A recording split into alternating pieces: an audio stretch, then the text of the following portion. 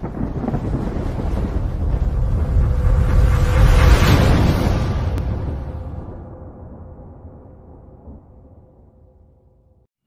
of all, I welcome you all for EdEmerge classes. Here you can emerge through education. Today in this session, let us discuss the events of sexual reproduction.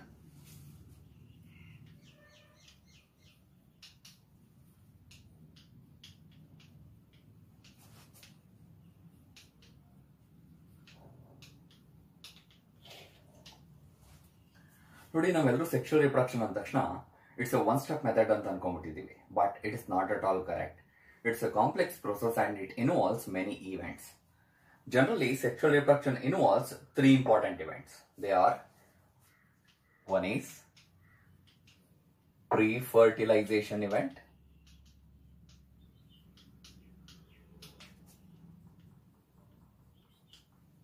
second one is fertilization event, and third one is post-fertilization event.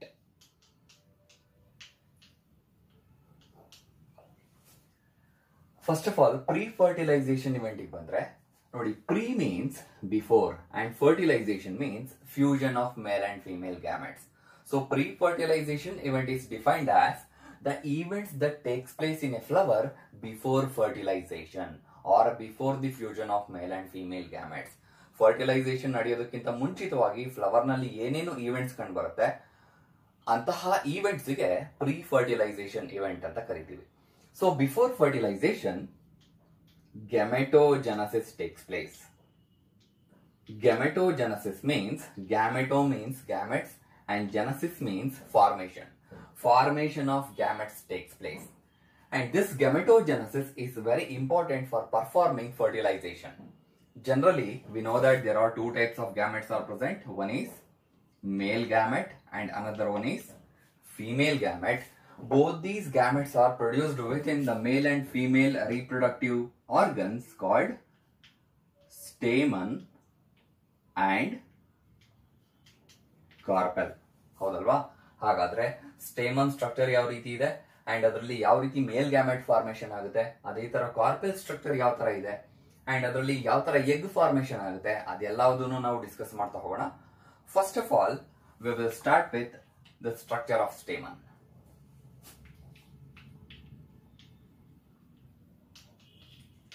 We all know that stamen means individual unit of andrecium. ಹೌದಲ್ವಾ?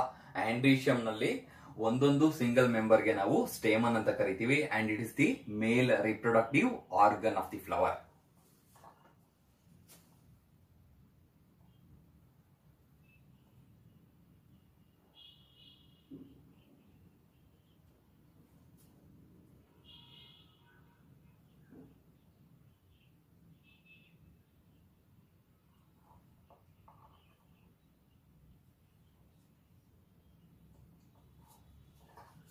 This is the structure of stamen. Each stamen consists of three parts, namely an anther, filament, and a connective. Anther bandre, it is a terminal. Terminal means upper bilobed. Two lobes are present. Bi means two, lobe means compartment. ಎರಡು compartment ಇದೆ. So bilobed and fertile part of the stamen. Fertile means able to produce something. Here something is produced. ಏನ್ something produce ಆಗುತ್ತೆ ಅಂತಂದ್ರೆ pollen grains ಅಥವಾ microspores produce ಆಗುತ್ತೆ. So anther means it is a terminal, bilobed and enlarged fertile part of the stamen in which pollen grains are formed. And these pollen grains are usually formed inside the pollen sacs. ಈ pollen grain ಎಲ್ಲಿ formation ಆಗುತ್ತೆ ಅಂತಂದ್ರೆ ಒಂದೊಂದು lobe ಅಲ್ಲಿ ಎರಡೆರಡು sack ಇರುತ್ತೆ. ಆ sack ಒಳಗಡೆ pollen grain ಫಾರ್ಮೇಶನ್ ಆಗುತ್ತೆ. ಸೊ ಒಂದು ಸ್ಯಾಕ್ ನಲ್ಲಿ, ಒಂದು ಚೀಲದಲ್ಲಿ pollen grain ಫಾರ್ಮೇಶನ್ ಆಗ್ತಾ ಇರೋದ್ರಿಂದ ಆ ಚೀಲಕ್ಕೆ ನಾವು pollen sac ಅಂತ ಕರಿತೀವಿ. Next, come to the filament. It is a long and slender stalk of the stamen. Stamen ಗೆ ಒಂದು ಸ್ಟಾಕ್ ಇದೆ, ಹೋಲ್ಡರ್ ಇದೆ. ಸೊ ಆ ಹೋಲ್ಡರ್ ಗೆ ಫಿಲಮೆಂಟ್ ಅಂತ ಕರಿತೀವಿ. This filament holds the anther. Next connective ಬಂದ್ರೆ it is a sterile parenchymatous tissue. Sterile means ಅಲ್ಲಿ ಏನು ಪ್ರೊಡ್ಯೂಸ್ ಆಗೋದಿಲ್ಲ, ಫಲವತ್ತತೆ ಇಲ್ದಲೇ ಇರೋದು. ಫರ್ಟೈಲ್ ಗೆ opposite sterile. So it is a sterile parenchymatous tissue that connects to anther lobes. ಇದೊಂದು lobe ಅಂತ ಅನ್ಕೊಂಡ್ರೆ ಎರಡೂ ಲೋಬ್ ನ ಒಂದು ಟಿಶ್ಯೂ ಕನೆಕ್ಟ್ ಮಾಡ್ತಾ ಇದೆ, and that sterile tissue V call it as connective. This connective is also called as vascular strand. ಈ connective ಗೆ ವ್ಯಾಸ್ಕ್ಯುಲರ್ ಸ್ಟ್ರಾಂಡ್ ಅಂತಾನೂ ಕೂಡ ಕರೀತಾರೆ. ಯಾಕೆ ಅಂತಂದ್ರೆ because it possess both water conducting tissue as well as food conducting tissue, that is xylem and phloem. Next, based on the number of anther lobes, anther is classified into two types. ಒಂದು anther ಎಷ್ಟು lobes ಇಂದ ಎಷ್ಟು compartment ಇಂದ ಮಾಡಲ್ಪಟ್ಟಿದೆ ಅನ್ನೋ ಆಧಾರದ ಮೇಲೆ ನಾವು ಆಂಥರ್ ನ ಟೂ ಟೈಪ್ಸ್ ಆಗಿ ಕ್ಲಾಸಿಫೈ ಮಾಡ್ತೀವಿ. One is monothecous anther and another one is dithecous anther. Monothecous anther ಬಂದ್ರೆ mono means one, theca means envelope. So monothecous anther means if an anther is made up of only one lobe, anther ಏನಾದ್ರೂ ಒಂದು lobe ಇಂದ ಮಾಡಲ್ಪಟ್ಟಿತ್ತು ಅಂತಂದ್ರೆ ಅಂತಹ anther ಗೆ ಮಾನೋಥೀಕಸ್ anther ಅಂತ ಕರಿತೀವಿ. Usually ಒಂದ್ ಲೋಬ್ ಇತ್ತು ಅಂತಂದ್ರೆ ಎಷ್ಟು ಪೋಲನ್ಸ್ ಆಗಿರುತ್ತೆ? 2 ಪೋಲನ್ಸ್ ಆಗಿರುತ್ತೆ. ಸೊ ಹಾಗಾಗಿ ಮಾನೋಥೀಕಸ್ ಆಂಥರ್ ನ ಈ ರೀತಿನೂ ಡಿಫೈನ್ ಮಾಡಬಹುದು. ಹೇಗೆ ಅಂದ್ರೆ single lobed anther with how many pollen sacs? Single lobed anther with 2 pollen sacs. Usually monothecous anthers are seen in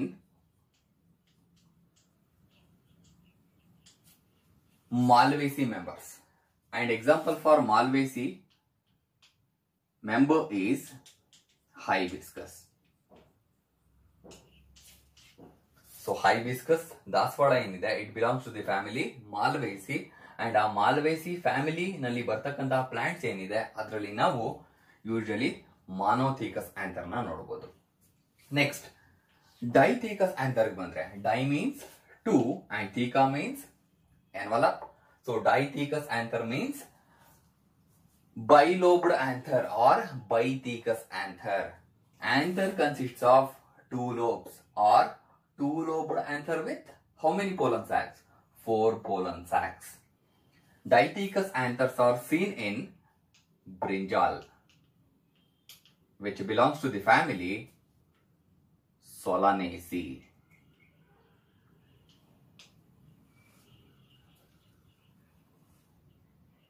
In case of monothecous anthers, connective is absent. ನೋಡಿ, ಬೈಲೋಬ್ಡ್ anther ಅಲ್ಲಾದ್ರೆ 2 lobe ಇರೋದ್ರಿಂದ ಅದೆರಡು connect ಆಗ್ಬೇಕು ಅಂತಂದ್ರೆ ಒಂದು tissue ಸಹಾಯ ಬೇಕು, ಹೌದಲ್ವಾ? ಆದ್ರೆ ಮಾನೋಥೀಕಸ್ ಆಂಥರ್ ನಲ್ಲಿ ಒಂದೇ ಒಂದು ಲೋಬ್ ಇರೋದು. ಹಾಗಾಗಿ in case of monothecous anthers connective is absent. Generally, monothecous anthers are bisporangiate and dithecous anthers are tetrasporangiate. Bisporangiate means, bi means 2, sporangiate means microsporangium. Microsporangium.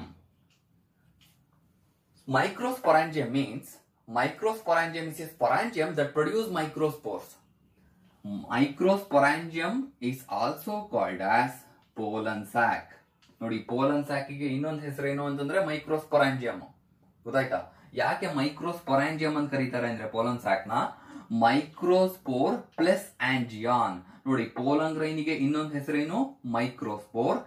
ಆಂಜಿಯಾನ್ ಅಂದ್ರೆ ಇನ್ ಲ್ಯಾಟಿನ್ ಆಂಜಿಯಾನ್ ಮೀನ್ಸ್ an enclosure.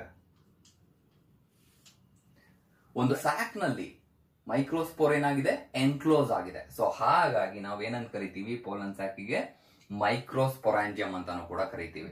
ಹಾಗಾದ್ರೆ ಮಾನೋಥೀಕಸ್ anther ಬೈಸ್ಪೊರಾಂಜಿಯೇಟ್ ಅಂತ ಹೇಳ್ತಾ ಇದೀವಿ. Then ಮಾನೋಥೀಕಸ್ anther ನಲ್ಲಿ ಎಷ್ಟು ಮೈಕ್ರೋಸ್ಪೊರಾಂಜಿಯಂ ಇರಬೇಕು? 2 ಮೈಕ್ರೋಸ್ಪೊರಾಂಜಿಯಾ ಅಥವಾ pollen sack ಇರಬೇಕು, ಹೌದಾ? ಅಂಡ್ ಇಲ್ಲಿ 2 ಮೈಕ್ರೋಸ್ಪೊರಾಂಜಿಯಾ ಇರೋದ್ರಿಂದ ಮಾನೋಥಿಕಸ್ ಆಂಥರ್ಗೆ ನಾವು ಬೈಸ್ಪೊರಾಂಜಿಯೇಟ್ ಅಂತ ಕರಿತೀವಿ. ಅದೇ ತರ ಡೈಥಿಕಸ್ ಆಂಥರ್ ಆದ್ರೆ 4 ಪೋಲನ್ ಸ್ಯಾಕ್ಸ್ ಇರೋದ್ರಿಂದ ಇದಕ್ಕೆ ನಾವು ಟೆಟ್ರಾ ಸ್ಪೊರಾಂಜಿಯೇಟ್ ಅಂತ ಕರಿತೀವಿ. ನೋಡಿ, ಮೈಕ್ರೋಸ್ಪೊರಾಂಜಿಯಾ ಅಂದ್ರೆ microsporangia is plural and microsporangium is singular. ಒಂದಿತ್ತು ಅಂತಂದ್ರೆ ಮೈಕ್ರೋಸ್ಪೊರಾಂಜಿಯಂ ಅನ್ಬೇಕು, ಒಂದಕ್ಕಿಂತ ಜಾಸ್ತಿ ಇತ್ತು ಅಂತಂದ್ರೆ ಮೈಕ್ರೋಸ್ಪೊರಾಂಜಿಯಾ ಅಂತ ಕರಿಬೇಕು. Bisporangiate anthers are seen in certain families like Rhamnaceae, Malvaceae, Hippocridaceae, Adoxaceae, and Celastraceae families. In a similar way, both bisporangiate as well as tetrasporangiate anthers are seen in some families like Laraceae, Lemnaceae, Moringaceae, Piperaceae, Asteraceae, Asclepiadaceae,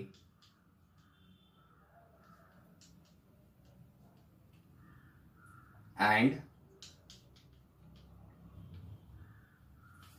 Araceae families. ನೋಡಿ, ಯಾವ ರೀತಿ ಬೈಸ್ಪೊರಾಂಜಿಯೇಟ್ ಮತ್ತೆ ಟೆಟ್ರಾಸ್ಪೊರಾಂಜಿಯೇಟ್ anthers ಇದೆಯೋ ಅದೇ ತರ ಮಾನೋಸ್ಪೊರಾಂಜಿಯೇಟ್ ಆಂಥರು ಇದೆ. That means per anther single pollen sack is present. ಅಂದ್ರೆ ಒಂದು ಆಂಥರ್ಗೆ ಒಂದೇ ಒಂದು ಪೋಲನ್ ಸ್ಯಾಕ್ ಇರುತ್ತೆ. ನಮಗ್ ಗೊತ್ತು, ಯೂಶಲಿ ಒಂದು ಲೋಬ್ ಅಲ್ಲಿ 2 ಪೋಲನ್ ಸ್ಯಾಕ್ ಇರುತ್ತೆ, ಅಥವಾ 2 ಲೋಬ್ ಇತ್ತು ಅಂತಂದ್ರೆ 4 ಪೋಲನ್ ಸ್ಯಾಕ್ ಇರುತ್ತೆ ಅಂತ.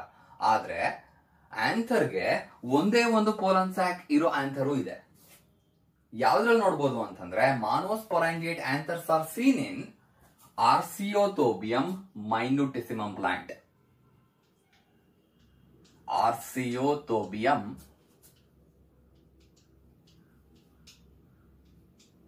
ಮೈನ್ಯೂಟಿಸಿಮಮ್ plant. It is a smallest parasitic angiospermic plant that parasitize the members of Pinaceae family. In case of Arceuthobium minutissimum, per anther only one pollen sac is present, and that pollen sac is horseshoe shape in appearance. ನೋಡೋದಕ್ಕೆ ಯಾವ ತರ ಇರುತ್ತೆ ಅಂದ್ರೆ ಒಳ್ಳೆ ಕುದುರೆ ಲಾಳ ತರ ಇರುತ್ತೆ. And ಈ ರೀತಿ ಇತ್ತು ಅಂತಂದ್ರೆ ಸೆಂಟ್ರಲ್ ಪಾರ್ಟ್ ಖಾಲಿ ಇರುತ್ತೆ, ಕರೆಕ್ಟಾ? So that central style part we call it as columella. So central style ಪಾರ್ಟ್ಗೆ ಕಾಲ್ಯುಮೆಲ್ಲಾ ಅಂತ ಕರಿತೀವಿ. And out of all these types, the most common type of anther is bilobed anther or dithecous anther or bithecous anther. So ಹಾಗಾಗಿ ನಾವು ಡೈಥಿಕಸ್ anther ಅಥವಾ ಬೈಲೋಬ್ಡ್ anther structure ಯಾವ ತರ ಇರುತ್ತೆ, and ಅದರಲ್ಲಿ ಏನೇನ್ ಪಾರ್ಟ್ಸ್ ಇರುತ್ತೆ, ಅಂಡ್ ಅದರಲ್ಲಿ ಯಾವ ತರ ಪೋಲನ್ ಗ್ರೈನ್ ಫಾರ್ಮೇಶನ್ ಆಗುತ್ತೆ, ಅಂಡ್ ಆ ಪೋಲನ್ ಗ್ರೈನ್ ನಲ್ಲಿ ಯಾವ ರೀತಿ ಮೇಲ್ ಗ್ಯಾಮೆಟ್ ಪ್ರೊಡ್ಯೂಸ್ ಆಗ್ತಾ ಹೋಗುತ್ತೆ, ಅದೆಲ್ಲದನ್ನು ನೆಕ್ಸ್ಟ್ ಕ್ಲಾಸ್ ಅಲ್ಲಿ ಡಿಸ್ಕಸ್ ಮಾಡ್ತಾ ಹೋಗೋಣ.